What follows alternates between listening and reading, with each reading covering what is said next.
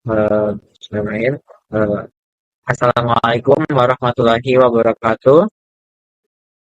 Kami dari kelompok 5, kelompok time waktu, ingin mempresentasikan hasil diskusi dari kelompok kami. Sebelumnya, perkenalkan, nama saya Ma'ruf Abdul Rahman. Saya Danis Khairi Ramadhani. Saya Keisha Olivera Utitama. Tanpa berlama lagi, marilah kita lanjut ke materi. Baik, pertama saya akan menjelaskan tentang menyesuaikan waktu secara cepat. Dan yang pertama ada guru perlu mencatat penggunaan waktu baik saat mengajar maupun mengamati guru lain, yaitu agar memiliki data nyata tentang berapa lama tiap kegiatan berlangsung.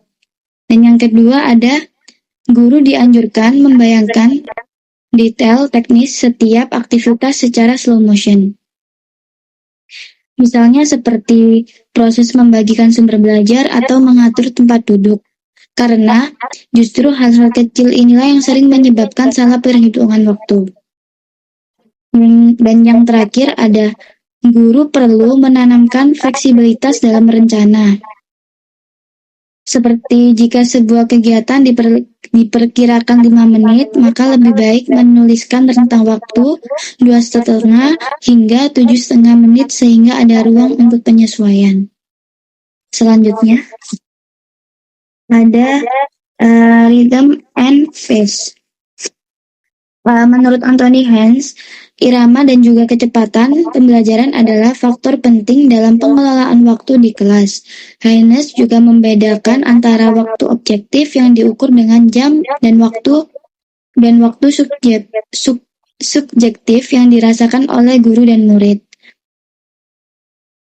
Dan pengalaman waktu murid bersifat subjektif sehingga bisa dipengaruhi oleh bagaimana guru merencanakan irama dan kecepatan pembelajaran. Secara umum, pengajaran dengan tempo cepat sering dianggap sebagai pengajaran yang baik. Oleh karena itu, mengurangi kemungkinan siswa bosan atau terdistraksi. Namun, Haynes juga menekankan bahwa laju yang terlalu cepat akan baik guru maupun murid. Selanjutnya ada sense of timing, yaitu kemampuan intuitif untuk tahu kapan harus mempercepat, memperlambat, atau berpindah ke aktivitas berikutnya. Dan yang kedua ada adjustment on the spot, yaitu guru perlu siap melakukan adjustment on the spot untuk menjaga energi dan juga keterlibatan siswa. Materi selanjutnya akan disampaikan oleh rekan saya. Baik, untuk materi yang selanjutnya, yaitu ada awal pembelajaran atau start of lesson. Pada fase ini, yang sering dianggap sederhana oleh beberapa calon guru, tapi sebenarnya berperan besar dalam meneguhkan pemahaman siswa.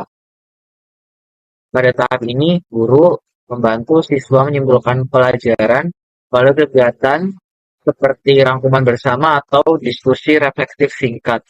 Selain itu, guru memberi umpan balik terhadap proses belajar, baik dari sisi pemahaman siswa maupun keterlibatan mereka selama kegiatan. Dari tujuan pertama yaitu ada mengalihkan perhatian siswa dari kegiatan sebelumnya ke fokus pelajaran yang baru. Yang kedua yaitu ada menciptakan suasana emosional yang positif. Dan yang selanjutnya yaitu tujuan untuk menghubungkan pengetahuan lama dengan materi yang baru. Dan yang keempat yaitu ada menumbuhkan kesadaran terhadap tujuan pembelajaran yang akan dicapai. Adapun strategi dan hambatan dalam menjalankan awal pembelajaran atau start of lesson. Dari hambatan, ada beberapa hambatan. Banyak calon guru sering menganggap bagian pembuka hanya sebagai formalitas, sehingga dilakukan terburu-buru. Ada juga keterbatasan waktu, kondisi kelas yang kurang kondusif, dan rendahnya motivasi siswa. Ini semua bisa mengganggu efektivitas awal pembelajaran.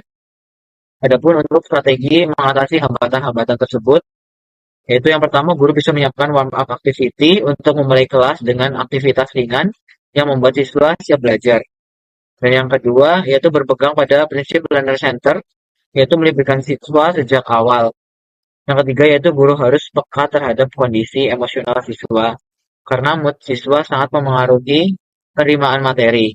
Dan yang terakhir, guru bisa menyiapkan ice breaking yang sederhana untuk menghidupkan suasana kelas. Materi yang selanjutnya yaitu akhir pembelajaran atau end of lesson. Pada fase ini sering sederhana, guru membantu menyimpulkan pembelajaran melalui kegiatan seperti rangkuman bersama atau refleksi singkat.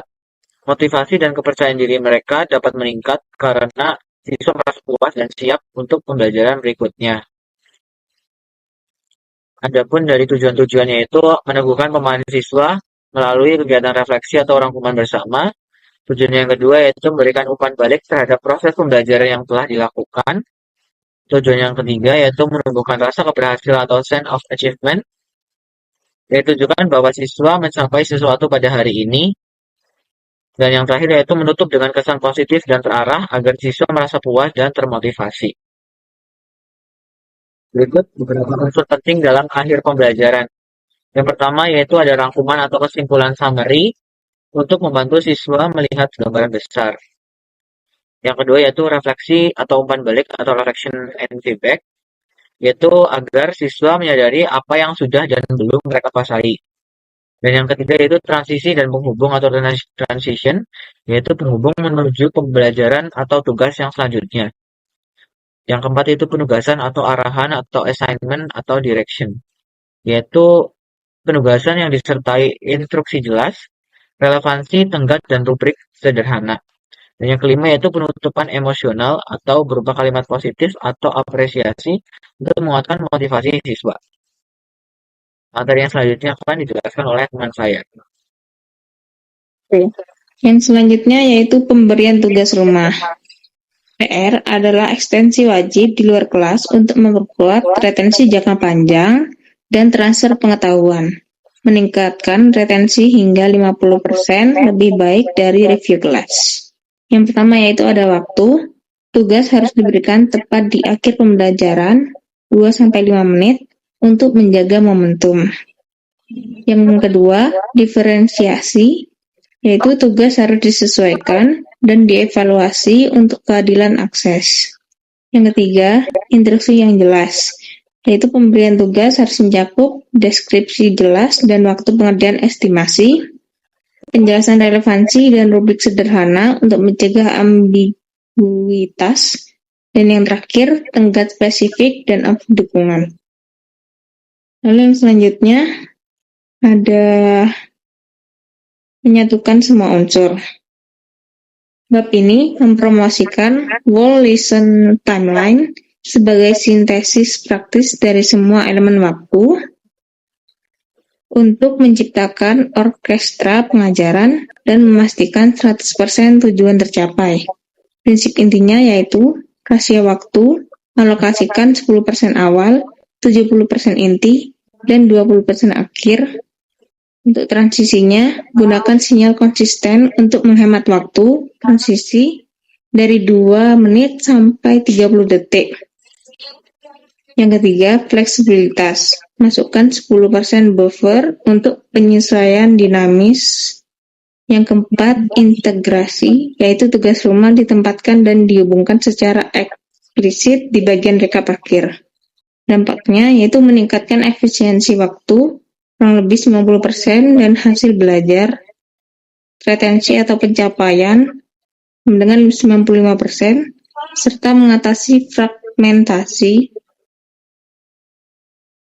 Model ini dapat diadaptasi dengan low touch di lingkungan terbatas. Selanjutnya yaitu bacaan lanjutan. Bacaan lebih lanjut. Haines menyarankan agar guru tidak berhenti pada teori dasar, melainkan membaca karya-karya lain yang membahas pacing, pacing, timing, dan listen rhythm secara lebih mendalam.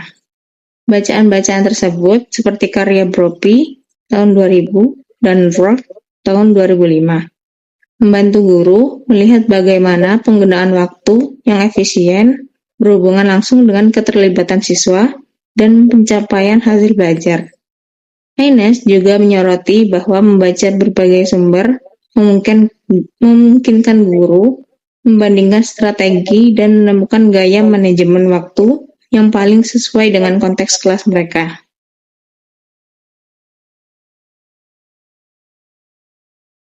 Baik, mungkin cukup sekian presentasi dari kelompok kami. Bila ada kesalahan, kami mohon maaf. Sekian, wassalamualaikum warahmatullahi wabarakatuh.